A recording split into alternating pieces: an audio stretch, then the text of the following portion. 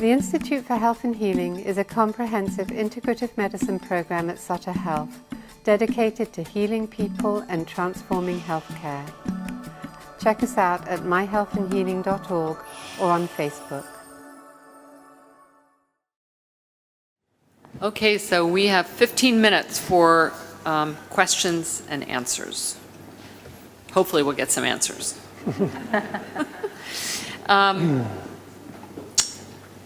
So we didn't have cards for people to pass in, and I have a couple of questions to ask here, but I actually would really like to hear from you also. So if you have a question, maybe we can form a line here and I can hear you and I can repeat the question. So does anybody have a question that they want to step forward to ask?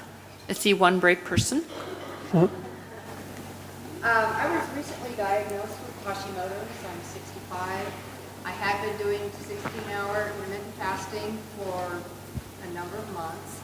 I've been told now that fasting is not a good thing to do now I have Hashimoto's.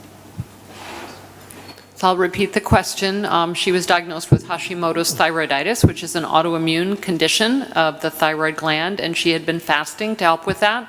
And a clinician recently told her that it was not a good idea to fast. Maybe we can both answer this. So I'm not sure I would tell you not to do intermittent fasting with Hashimoto's. I think it's important to understand the root cause of why you have Hashimoto's. So just to back up for a moment, Hashimoto's is autoimmune thyroiditis. So it's when your body starts to attack your own thyroid tissue, and it's the cause of 95% of low thyroid function. So there are some physicians who believe that intermittent fasting is too much of a stress on the body, and that when you get the kind of the cortisol pathway going, it can accelerate autoimmune conditions such as Hashimoto's. We know that if cortisol is too high, that can actually poke holes in the gut and lead to leaky gut, which is part of the process that leads to autoimmunity. But I'm not sure I would say that you shouldn't do it. And I don't know, the way I think about Hashimoto's is that it probably happened before you started intermittently fasting, if that was just a few months before. Now, on the other hand, you want to be careful about making sure that you have the ways of turning down the inflammation in the body. Now, intermittent fasting is one of the ways of reducing inflammation. So, there's other ways to do that. Hopefully, you're also getting your gut addressed. Hopefully, you're maybe going to the Institute for Health and Healing and getting some of the root causes addressed. But I wouldn't necessarily say that intermittent fasting shouldn't be part of your protocol. It may be a good idea to take a holiday from it or to shorten the duration and kind of track some of these other root causes, including not just inflammation, but also how your control system for your hormones is working. I think of the control system as the HPA-TG. This is a little bit techy, but the hypothalamic pituitary, like the way that your brain talks to your adrenal glands, your thyroid, and your gonads. HPA-TG. Perfectly stated. I think Sarah's on target with that one. I think the key thing with these autoimmune diseases is you got to know what you got to focus on. Intermittent fasting isn't necessarily the place I would start with them. Typically with autoimmune diseases, like Sara was saying really well, it's really looking at what is driving the immune dysregulation, which is typically the gut. So working on the microbiome, doing an elimination diet first is probably more valuable, and then looking at strategies that might reduce inflammation, that might, there's actually a medication called low-dose naltrexone, which you'll have to get details, but it actually helps to regulate the immune system. So looking at the immune system and the inflammation is probably more important than worrying about the actual intermittent fasting part of it. Go ahead. I was wondering if you could talk a little more about the value of exercising at the end of the fast and what that does for you, and is that one category of women that makes you stronger? Other benefits. Did everyone hear the question? So she was asking about the benefits of timing of exercise with intermittent fasting. Do you want to start with Sure. that? So it's interesting when you look at exercise, we used to think that we should feed before exercise. And there might be a little distinction between doing cardiovascular exercise and weight training. So what Sara was saying is perfect, is that when you're trying to sort of adapt for metabolically, cardiovascular exercise is what we call a metabolic stress. It tries to deplete yourself of certain metabolic nutrients, and your body goes, oh my God, I'm starving. And the body turns on all these amazing things like SIRT1 and NRF2 that the body adapts. If you feed a carb right before that, the body goes, oh, I'm good to go. I don't need to worry about it. So you're trying to create an adaptive response. Weight training is a little more challenging because actually weight training is more of an mTOR pathway. So it's a little bit different. But I think in general, a good rule of thumb is, I think doing it in the morning, like for example, after a prolonged fast, as Sara was saying, but if you're getting into the weight training, maybe have a protein shake or a small carb shake right before that or right during it, because you want to take advantage of the fact that you want to build muscle and build protein, and that's going to be necessary to have protein. So I think in general, doing it before the morning, but in certain situations like weight training, you might want to have something to sort of be able to sort of do the hard weight training that requires like sugar and glycogen. It's a little bit of a dipped up exercise. You want to comment on that? Yeah, I would add that I think it's so important to be in conversation with the matrix of your body and to see how you feel if you exercise at the end of, say, a 16-hour fast. So if we go back to my friend Jo, there's no way that she will exercise at the end of her fast. She's a sugar burner, and she doesn't do well exercising with no food. So she's gotten pretty clear about that, and there's actually science to support this. I think that for some people,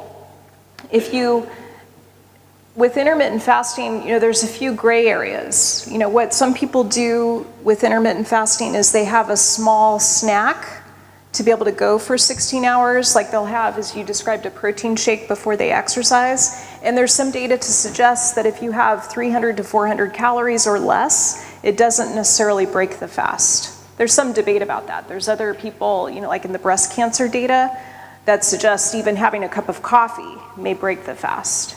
Black. So you have to see what's true for you, and what I do, because I'm really concerned about lean body mass, so at the end of my 16 hours when I'm doing my exercise, I take branched chain amino acids, and that's one of the ways of helping me to build muscle. Leucine in particular seems to be one of the most effective amino acids that help you build lean body mass. And so that's another strategy.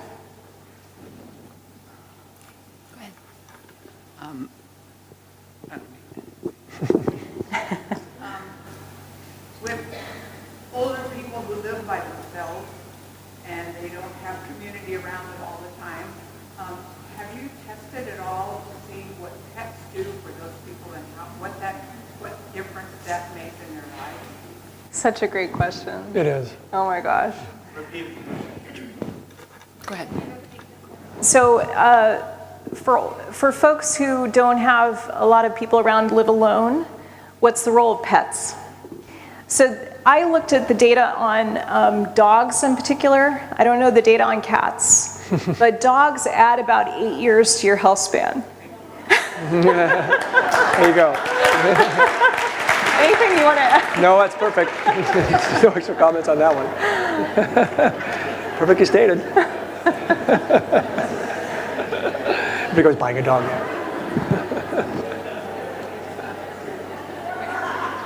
Hi, I know traditionally they ask you for a 12-hour fast before you go and get your glucose level. Now with the intermittent fasting research, do you suggest doing the 15 hours before you go get your glucose levels done, or do you stick to your 12-hour? I would stick to the 12 hours. So what you're doing when you do a 12-hour fast before checking like your fasting glucose, you're following the protocol that the standards are based on. So I think it's better to follow the standard and kind of follow the directions of your doctor, not wait another 16 hours. Now, on the other hand, I already confessed that I'm a total nerd. I check my blood sugar at home. So I check after 16 hours. I also look at 12 hours. And you can do this. Like, this is not something that you have to wait once a year to measure with your doctor at the lab. You can get a $20 device on Amazon or at your local drugstore, and you can check your fasting blood sugar. Okay, thank you.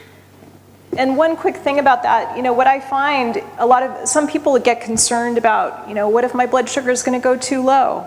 This is one of the ways of checking that. Like our friend who's going to work on the inflammation and the Hashimoto's in the gut, one of the things you could do is you could see what's going on with your fasting blood sugar to get a sense of how much stress you have happening in your body.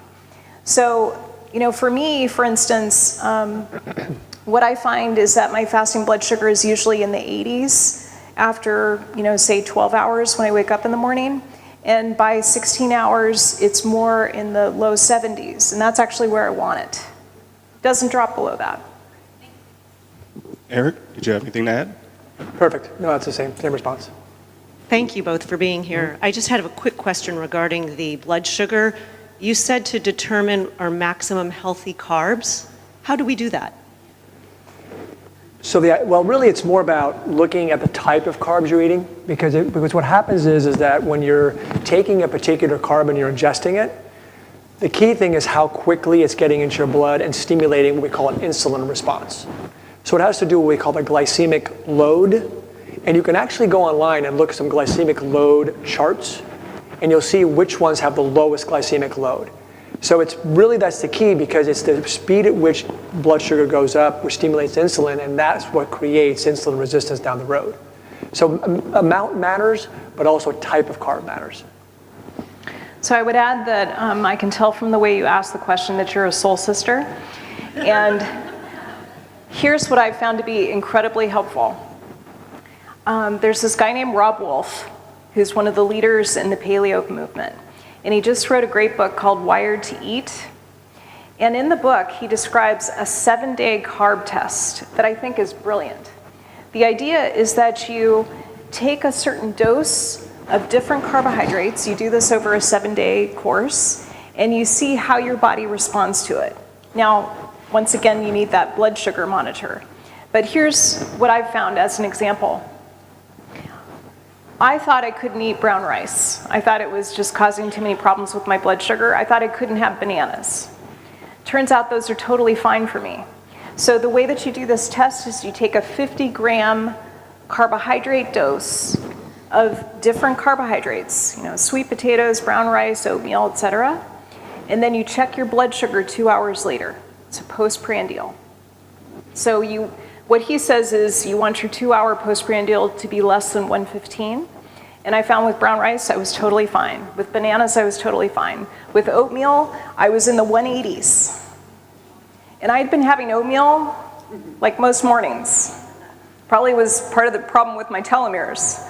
So I think that kind of specificity where you really get specific about what's true for you, that's where we're heading. Like, that's where you really get a lot of information about, not just a one-size-fits-all diet, but what's going to be best for you and for your cells. What's also interesting too is when we look at blood sugar isn't the whole story. People look at, for example, I'll see patients, some will have decent fasting blood sugars, some will have an A1C, which is that 3-month look, in their 5.4 range, pretty good. Then all of a sudden you do a glucose, what they call a 2-hour glucose insulin tolerance test. And their glucose does nice, but their insulin goes skyrocketing. So how much insulin are they pumping out to maintain their blood sugar? So if you really want to see how well you're dynamically responding, you could have, God forbid, one of your physicians to do a 2-hour glucose insulin. They'll do a glucose, but you have to ask them to do a glucose and insulin. And that gives you a better feel of how dynamically you're doing. Thank you very much. Sure. All right. And you will be our last question. Okay. He's like, I have to get up there, huh? Do you have any thoughts on how to deal with tinnitus, not caused by an injury or anything like that? You're a neurologist. I'm going to put that to you. I mean, a lot of times, tinnitus can have a lot of different causes. Obviously, typically it's loud exposures. And typically people will obviously use white noise at night to help sleep. But there are some studies looking at, for example, high doses of B12, using things like ginkgo biloba, other nutrients that could be helpful. But I must say, it's not an easy, challenging thing to treat. It's one of those things where people are always trying and searching, but it's not as easy as you might think. So, do you have any particular experience with it? I mean, I don't have much experience with tinnitus. It's just a tough one. Sorry. Yeah. Thank you. Hello, can everyone hear me? Yep. All right. First of all, thank you guys. You both presented so beautifully. Thank you for sharing all that information. Thank you. So I just want to ask, so I've heard that it's not good to eat too close to before going to bed. So let's say you were to shift your intermittent fasting to 8 p.m. to 12 p.m. the next day. Will you still get those positive benefits from intermittent fasting? And if not, what would be the negative effects of eating later before going to bed? So what we know is that you're most insulin sensitive first thing in the morning. So the first few hours of the morning is when insulin is working the best in your body. And I believe it's Dr. Panda down at the Salk Institute has found that it seems to be the rise of melatonin, which starts 2 to 3 hours before you go to bed. So I like to go to bed at 10. This means like around 7 p.m. The rise of melatonin tells the pancreas to stop producing insulin. So you become much more insulin resistant at night. So depending on what your goals are, depending on your insulin status, like if you have a totally normal insulin pathway, it probably doesn't matter that much, like which interval that you use. But if you have a problem with your insulin pathway and you're trying to reset it, I think it's better to have at least 2 to 3 hours before you go to bed, because that's when you really become more insulin resistant. Reasonable. Thank you. Mm-hmm. Hi, thank you. I just had a quick question.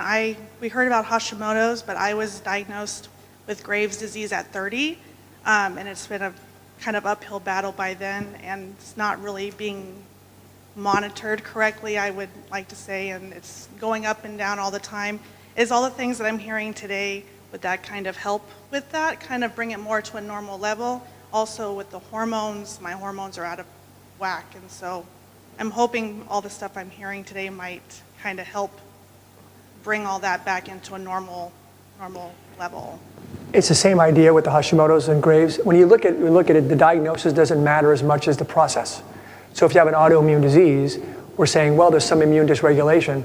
So you have to look at all the causes. So again, the first thing we probably would do is actually do an elimination diet and work on the gut, because there's so much triggering of the immune response or regulating that occurs at the gut.